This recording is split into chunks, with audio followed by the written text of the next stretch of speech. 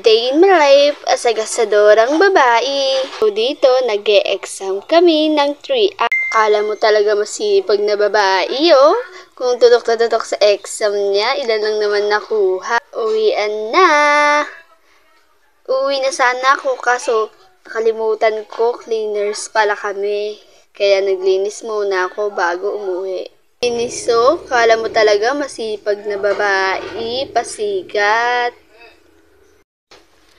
Sipag-sipagan para dagdag point, charis.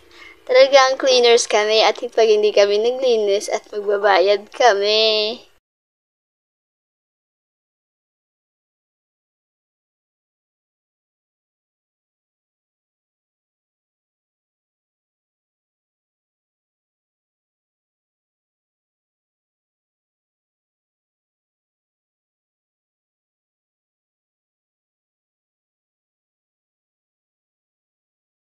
So, ayun na nga. Uuwi na kami. Naglalakad kami papunta sa aking motor. At nandun pa sa baba yung motor.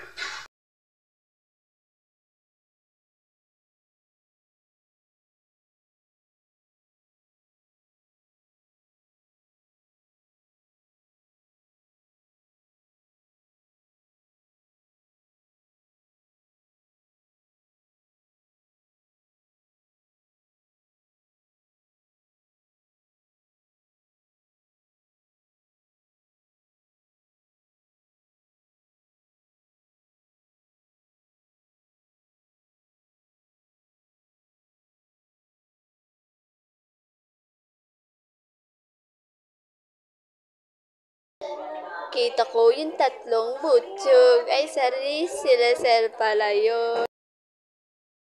Ito na nga, nagdra-drive kami papunta dun kay nanay kasi mag-memorienda kami.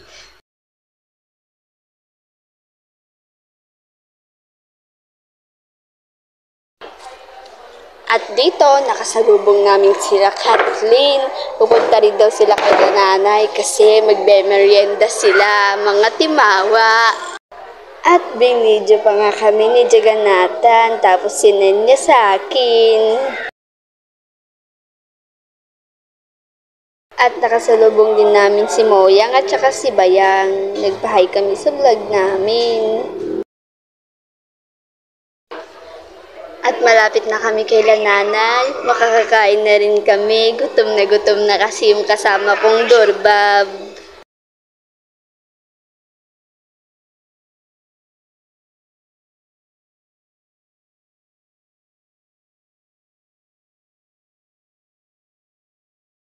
At nandito na nga kami kay nanay. Nakita pa namin si Jervin. At ito na nga, nakita ko na naman sila Jagannathan. Magme-merienda na sila. At dito na, order na kami ng fries, kikiam, cheese stick, tsaka flying saucer. At dito, nakita ko si Ralph. Nagbibideo siya. Binibideo niya kami.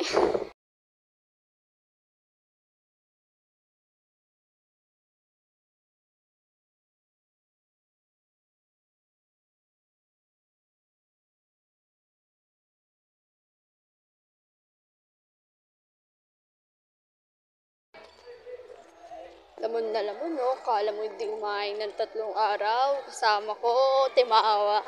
Siyadong Dorbab.